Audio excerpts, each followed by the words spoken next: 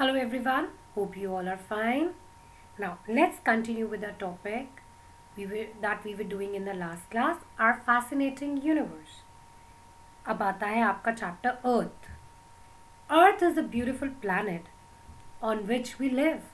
It provides the life support system like air, water, proper temperature, etc. Right? Children, हम कहते हैं कि अर्थ एक बहुत ही ज़्यादा ब्यूटीफुल प्लानट है जिसके ऊपर हम रहते हैं और ये क्या करता है, ये हमें बहुत सारी लाइफ सपोर्ट जो कंडीशंस हैं उनको प्रोवाइड करता है, जैसे air, water and a proper temperature. It is the third planet from the sun. It was not always like this. In the beginning it was a huge ball of dust and hot gases. As it kept spinning, the gases cooled down and the earth became hard and solid. जैसे धीरे धीरे ये spin करना शुरू हुआ, huge ball of dust and hot gases जो थी वो कलेक्टिव होना शुरू हो गई और उन्होंने स्पिन करना स्टार्ट कर दिया. चिल्ड्रन, जब अर्थ बनी थी तो स्पिनिंग के टाइम में इसके अंदर बहुत सारी लेयर्स आ गई थी. Let us talk about these layers. Scientist believe that internally the earth is made up of 3 distinct layers.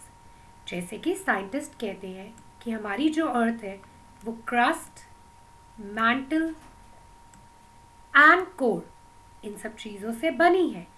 इन सब चीज़ों से मतलब इसके अंदर ये 3 लेयर्स हैं. आप कंपेयर कर सकते हो इन लेयर्स ऑफ अर्थ को जस्ट लाइक अ बॉइल्ड एग, राइट. जैसे एक बॉइल्ड एग होता है, आप इस अर्थ के स्ट्रक्चर को कंपेयर कर सकते हो एक बॉइल्ड एग से. जैसे कि एग का वाइट वाला पार्ट हमारी अर्थ का क्रस्ट, एग का आउटर पार्ट हमारी अर्थ का क्रस्ट, एग का वाइट वाला पार्ट हमारी अर्थ का मैंटल, और जो येलो पार्ट होता है वो होता है कोर पार्ट. तो क्रस्ट, मैंटल, कोर, ये 3 डिफरेंट लेयर्स है अर्थ की. जो आउटर एग शेल है उसको आप क्रस्ट से कंपेयर कर सकते हैं जिस पे हम रहते हैं. उसके बाद आता है middle egg white, that can be compare to the mantle which has hot molten rocks called magma. Egg yolk can be compare to the core. जो एग का योक होता है, येलो पार्ट, उसको आप कोर कह सकते हैं, which is the hottest layer of the earth and mainly contains iron and निकल इन अ मोल्टन स्टेट. तो ये सबसे ज़्यादा गर्म पार्ट होता है अर्थ का और इसके अंदर आयरन एंड निकल जैसे मेटल्स जो है वो मोल्टन स्टेट में, पिघली हुई स्टेट में होते हैं. जो मैग्मा होता है वो समटाइम फोर्स करता है अपने आप को बाहर आने के लिए छोटी छोटी ओपनिंग्स में से. इनको आप वॉल्केनोज कहते हैं. The magma that flows out on to the earth surface is called lava. इन वॉल्केनोज में से जो मैग्मा बाहर आता है निकल के, आप उसको लावा कहते हैं. चिल्ड्रन, अब अर्थ बेसिकली 2 तरह की मूवमेंट्स दिखाता है, हम ये पहले भी डिस्कस कर चुके हैं. One is rotation and the other one is revolution.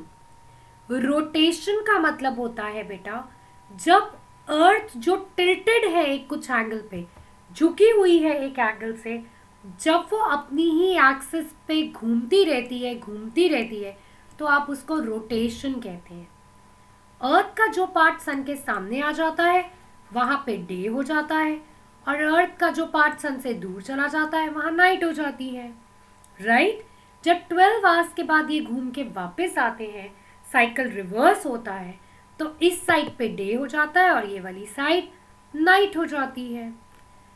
अभी आपने कभी कभी, अगर आपका कोई फ्रेंड अब्रॉड रहता होगा, आप उसको रात के टाइम कॉल करिए. से कनाडा में अगर आपका कोई फ्रेंड रहता है, you just call and ask him या any of your family members और any other relative who resides there, उनको फ़ोन करके पूछना कि वो क्या कर रहे हैं जिस टाइम पे आप डिनर कर रहे होंगे. You will be surprise to know जिस टाइम हमारा डिनर होता है उस टाइम वहाँ ब्रेकफास्ट होता है. Why? Because earth keeps on rotating on its axis.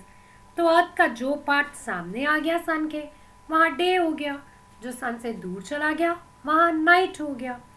अर्थ की जो मूवमेंट सन के अराउंड होती है उसको आप रेवोल्यूशन कहते हैं.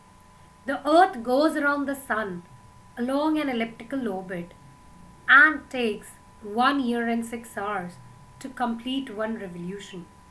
Right? तो अर्थ को कितना टाइम लगता है एक रेवोल्यूशन को कंप्लीट करने के लिए? Children 1 year and 6 hours. That means 365 1/4 days. Make a student stand in one spot and act like the sun. Ask another student to act like the earth and move around the first. This is the activity which we actually do when we are there in the school. But yes, we can hope for the best that we can perform this still. Now, revolution बेटा जो अर्थ की होती है सन के around, इसकी वजह से change off season होता है, राइट? क्योंकि हमेशा इक्वेटर एक ऐसी लाइन है जो इमेजिनरी लाइन है जो अर्थ को दो पार्ट्स में डिवाइड करती है, northern and southern hemispheres, right? जो इक्वेटर है वो अर्थ को दो पार्ट्स में डिवाइड करता है, जिसको आप नॉर्दर्न एंड सर्दर्न हेमिस्फीयर्स कहते हैं. अब जो पार्ट सन की तरफ चला जाता है, जो पार्ट सन की तरफ चला जाता है, उस तरफ समझ आ जाती है, राइट? उस तरफ समझ आ जाती है. और जो पार्ट सन से दूर हो जाता है उस तरफ विंटर्स आ जाती हैं. When the earth revolves around the sun, the tilted axis of the earth always points in the same direction. This causes the North Pole to tilt towards the sun and the South Pole to tilt away from it for a part of the year. For the rest of the year, the South Pole is tilted towards the sun and the North Pole is tilted away from it.